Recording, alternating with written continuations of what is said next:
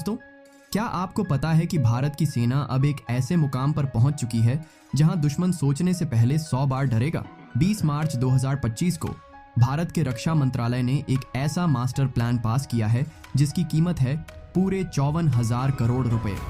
BrahMos missile से लेकर नेत्रा विमानों तक, T-90 टैंकों के नए इंजन से लेकर नौसेना की शक्ति तक, ये प्लान भारत को अगले स्तर पर ले जाने वाला है।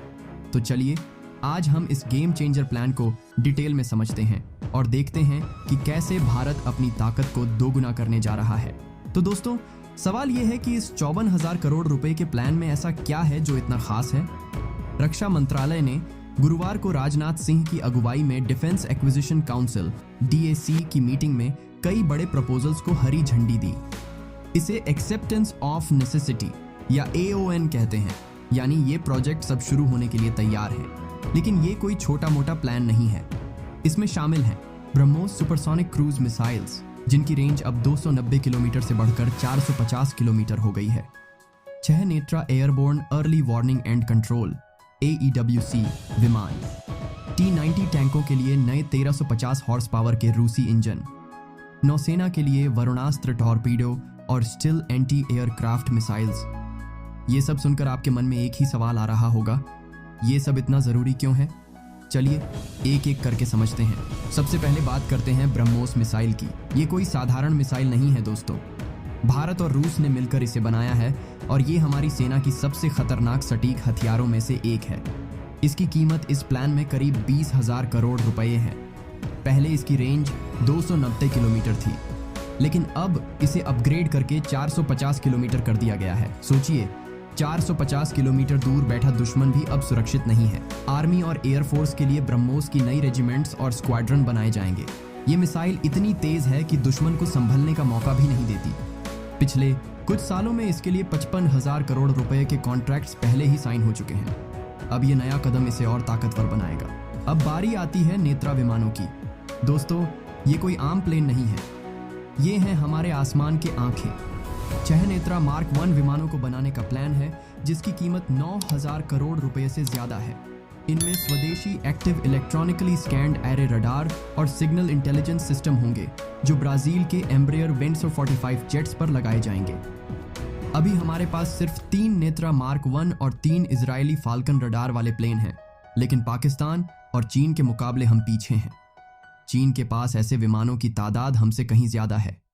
ये नए नेत्रा प्लेन हमारी एयरफोर्स को दुश्मन की हर हरकत पर नजर रखने की ताकत देंगे। अब समुद्र की बात करते हैं। हमारी नौसेना को भी इस प्लान में खास तवज्जो दी गई है। नौसेना के लिए वरुणास्त्र टॉर्पीडो और स्टेल्थ एंटी एयरक्राफ्ट मिसाइल्स को मंजूरी मिली है। वरुणास्त्र एक स्वदेशी टॉर्पीडो है जो पानी के अंदर दुश्मन की पनडुब्बियों को तबाह कर सकता है। वहीं stealth missiles 4 Krivak 3 class frigates के लिए हैं। इनमें से पहला जहाज INS तुशिल हाल ही में रूस से भारत आया है और दूसरा इस साल के अंत तक आएगा। बाकी 2 गोवा शिपयार्ड में बन रहे हैं, जिसकी कीमत 13,000 करोड़ रुपए है। ये ताकतवर बनाएगा। सोचिए, जब ये टैंक मैदान में उतरेंगे तो दुश्मन की हालत क्या होगी। ये टैंक हमारी आर्मी की रीढ़ है और अब ये पहले से कहीं ज्यादा खतरनाक होने जा रहे हैं। तो दोस्तों, अब सवाल ये है कि ये सब इतना जरूरी क्यों है। भारत के चारों तरफ चुनौतियां बढ़ रही हैं। चीन और पाकिस्तान जैसे पड़ोसी देश अपनी सेना को लगातार मजबूत कर रहे हैं। ऐसे में हमें भी अपनी तैयारियों को टॉप लेवल पर रखना होगा। ये 54,000 करोड़ का प्लान सिर्फ हथियारों का नहीं, बल्कि आत्मनिर्भरता का भी है। नेत्रा और वरुणास्त्र जैसे प्रोजेक्ट स्वदेशी हैं, यानी मेक इन इंडिया को बढ़ावा दे रहे हैं। लेकिन ये सिर्फ पहला कदम है। AON के बाद अब इन प्रोजेक्ट्स को पूरा होने में सालों लग सकते हैं। क्या आपको लगता है कि हमें इसे और तेज करना चाहिए? कमेंट में बताइए। तो दोस्तों, ये था भारत के 54,000 करोड़ रुपए का मिलिट्री मॉडर्नाइजेशन प्लान। ये न सिर्फ हमारी सेना को मजबूत करेगा, बल्कि दुनिया को दिखाएगा कि भारत अब किसी से पीछे नहीं है।